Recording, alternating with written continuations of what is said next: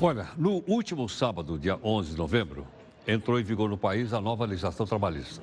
Por esse motivo, o Jornal da Record News tem aqui uma série especial. Antes da entrada em vigor da nova legislação, nós trouxemos aqui uma série de pessoas para explicar para a gente a lei.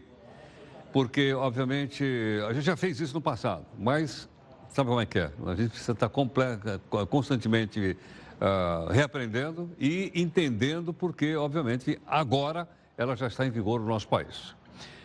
Nós estamos continuando com essas informações e com essas entrevistas. Por quê? Porque a coisa ainda é bastante importante e relevante para a gente aprender. Por exemplo, a questão do direito processual dessa lei, ou seja, como é que ela vai se movimentar isso no Poder Judiciário.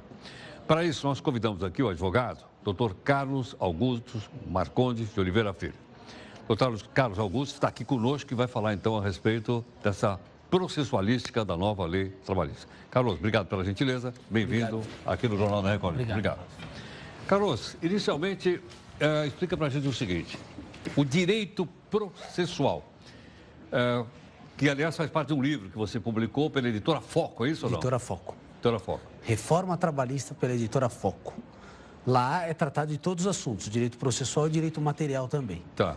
Mas a verdade é que quando se fala na reforma, se dá muito ênfase ao direito material. É verdade. Aliás, nós fizemos uma semana inteira. E se deixa de lado o direito processual, que vai alterar substancialmente a vida dos sujeitos do processo, principalmente que são empregado e empregador.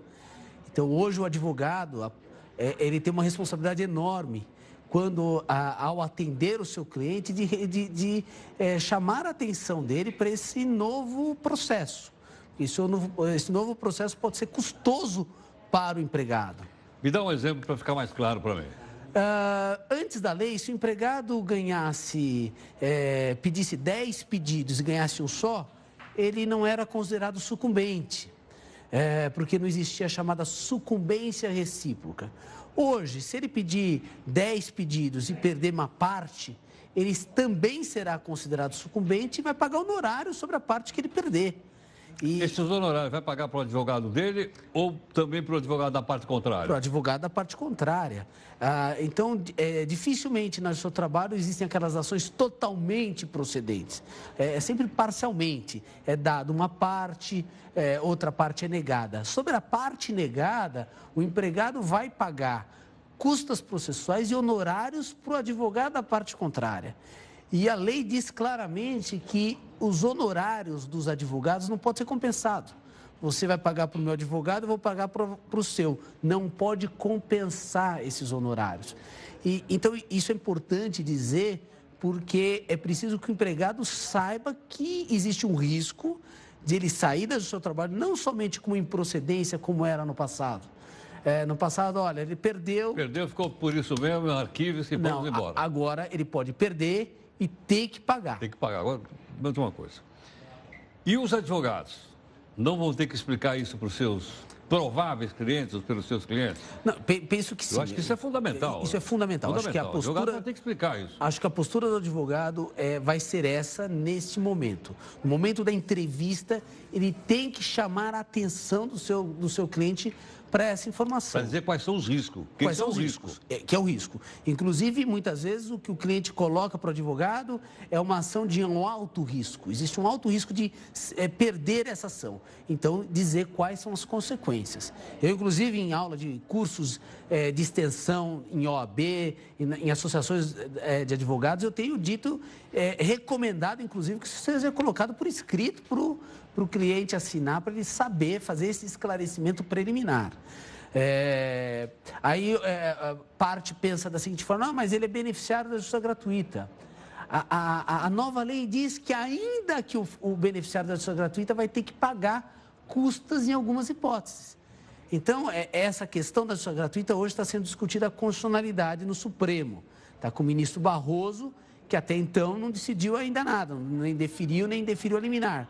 Mas até isso ser decidido, a lei ela diz com todas as palavras que, em algumas hipóteses, ainda que beneficiário da justiça gratuita, vai ter que pagar.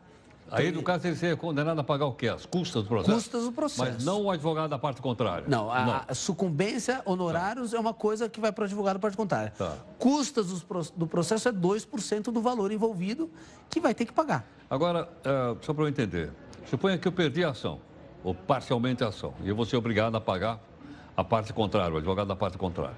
Suponha que eu não tenho dinheiro, ele pode executar meus bens? Sem dúvida nenhuma. Pode executar, por exemplo, terreno, casa que eu tenho? Ele pode executar seus bens, inclusive, ele pode executar o crédito que você vai ganhar nessa ação. Porque o seu exemplo foi, eu fui parcialmente, ganhei uma parte. Sim. Essa parte que você ganhou, ele vai poder executar. Né? A lei fala isso claramente. Com isso, ela pode ficar bloqueada? Pode ficar bloqueada. Quer dizer, nem isso eu receberia nessa hipótese que você está explicando. Exatamente. Posso exemplificar? Existe uma questão muito comum no seu trabalho, que é o sujeito que é despedido por justa causa. Ele é mandado por justa causa por qualquer motivo. Desídia, faltou no trabalho. E todas as vezes que o sujeito entra com a ação pedindo a reversão da justa causa, na maioria das vezes vem um pedido de dano moral. A Justiça do Trabalho já tem entendimentos no sentido de que não é toda a justa causa revertida que dá dano moral. Então, se a gente analisar a jurisprudência como um todo, nós vamos verificar que só aquelas justas causas que são, por exemplo, uma imputação de crime, que é uma coisa muito grave. Aí sim o juiz reverte a justa causa e concede o dano moral. Dano moral. O advogado vai ter que pensar duas vezes Por quê? antes de uma simples justa causa, uma justa causa por um motivo pequeno, de cumular esse pedido com dano moral. Porque o juiz pode reverter a justa causa, mas julgar improcedente o dano moral, e aí ele vai ser condenado pela essa parte que ele perdeu, pela improcedência do dano moral. Então vai lá. Só para eu ter ideia, suponha que ele pediu um dano moral de 100 mil reais e o juiz não concedeu. O que acontece? Ele vai pagar a sucumbência em cima desses 100 mil reais, que vai ser arbitrado pelo juiz. E nesse exemplo que você deu, imagine que as verbas decisórias dele é de 10 mil reais. Sim. E o juiz aplica sucumbência de 10 mil. Ele vai acabar saindo com zero dessa ação. Então, a ideia, acredito eu que o Supremo, nessa questão da justiça gratuita, vai deferir a liminar ou vai considerar inconstitucional, porque a justiça gratuita tem base na Constituição. Se o sujeito é beneficiário da justiça gratuita, ele não pode pagar nada. Nunca. Lógico. Em hipótese alguma. Então, e aí vem a lei que é infraconstitucional e fala, ainda que beneficiário vai pagar. É aí que está a inconstitucionalidade e que nós estamos esperançosos que o Supremo a reconheça. Você está acompanhando durante toda essa semana uma série de entrevistas. Haja vista que, como já expliquei para você, a nova legislação trabalhista brasileira entrou em vigor no último sábado, no dia 11 de novembro. E nós estamos, então, vendo quais são os desdobramentos disso para o relacionamento do empregado e do empregador, mas também daquilo que acontece no âmbito da Justiça do Trabalho. Daí, nós temos hoje, aqui conosco, gentilmente, Dr. Carlos Augusto Marcondes de Oliveira Monteiro, que está aqui para falar conosco. Carlos, mais uma questão que eu queria te perguntar, que eu acho que é bastante popular. O que acontece agora, processualmente, se o reclamante, no caso, o empregado, não aparecer no dia da audiência? Bom, essa é uma questão importante, porque antes da reforma, o não comparecimento do reclamante importava tão somente arquivamento da ação. A arquivação... Até o dia 11, Até o dia 11. A arquivação... E agora? Agora, além de arquivar, ele vai ser condenado em custas e a lei diz assim, ainda que beneficiário da justiça gratuita. É aí que está o problema da lei, que também é um dispositivo que está sendo questionado a sua constitucionalidade. Então, ainda que beneficiário da justiça gratuita atrasou, chegou atrasado, arquiva, vai ser condenado em custas e a lei diz, para entrar agora com uma outra ação, precisa pagar essas custas arbitradas nessa primeira ação arquivada. Coisa que não acontecia até então. Isso mudou agora. Isso vai mudar agora. Agora, olhando do outro lado, o lado, por exemplo, do empregador, caso ele não apareça como na lei anterior? Aí é como na lei anterior, a diferença só é que a lei anterior, o não comparecimento do empregador importava em revelia. Hoje, se tal advogado lá, não é dado mais revelia, é simplesmente aplicada a confissão ao empregador que não comparece. Bom, e para receber, e para fazer, como é que nós vamos executar essa dívida? Tá, tem um ponto importante da reforma que foi alterado, que é a execução. Uma das características do processo de trabalho é execução de ofício. O que é execução de ofício? O juiz, ele pode executar de ofício, ele vai atrás de bens do devedor. Vem a lei dizer que o juiz não pode mais executar de ofício. Ela traz essa redação.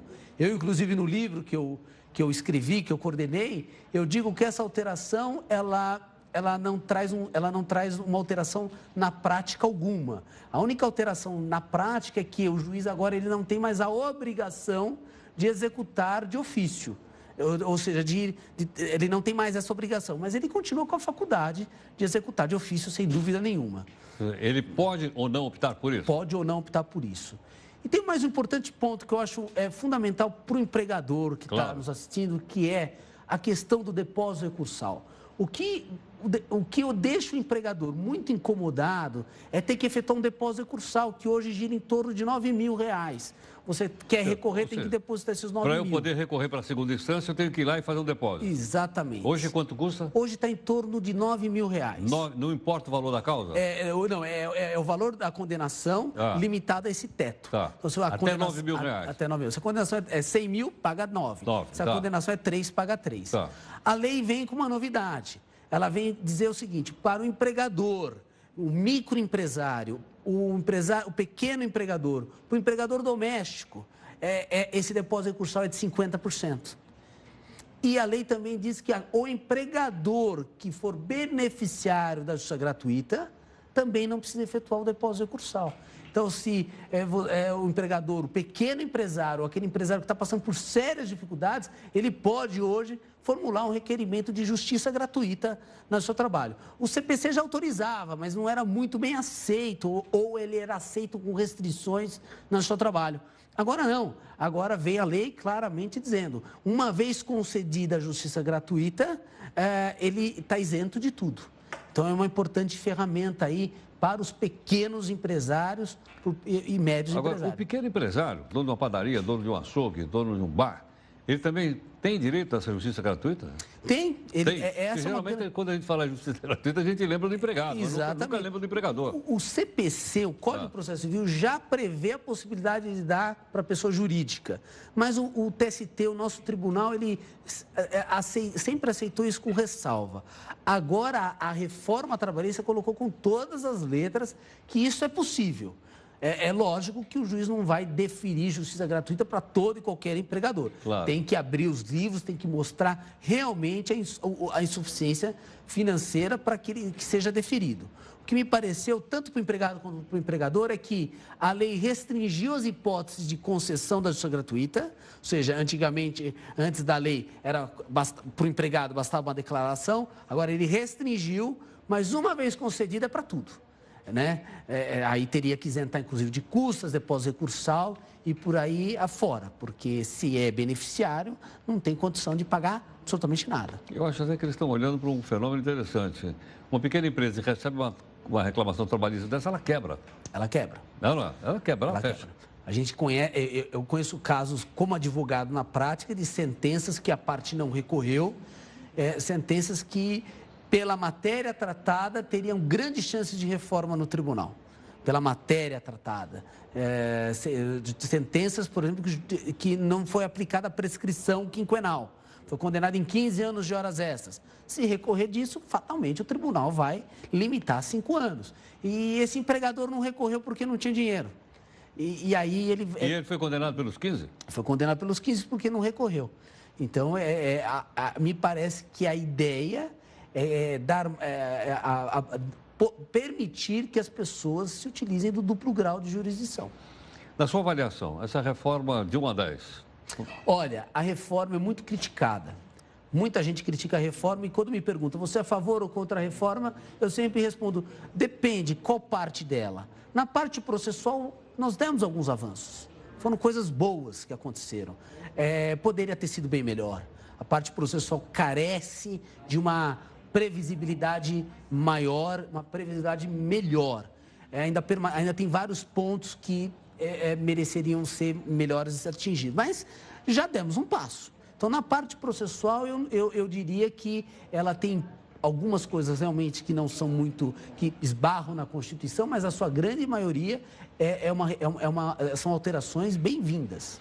Carlos, o teu livro é publicado pela editora Foco. Editora Foco. O título qual é? Reforma Trabalhista. Reforma Trabalhista. E eu tenho colocado alguns vídeos na internet, Sim. vídeos pequenos de 10, 15 minutos, sobre vários pontos da reforma. A maioria deles estão concentradas no site jusselect.com.br. jusselect.com.br. Tudo junto, Okay. jusselect.com.br. Tá bom. Carlos, Ok? obrigado mais uma vez pela gentileza. Obrigado pelo convite. Muito obrigado.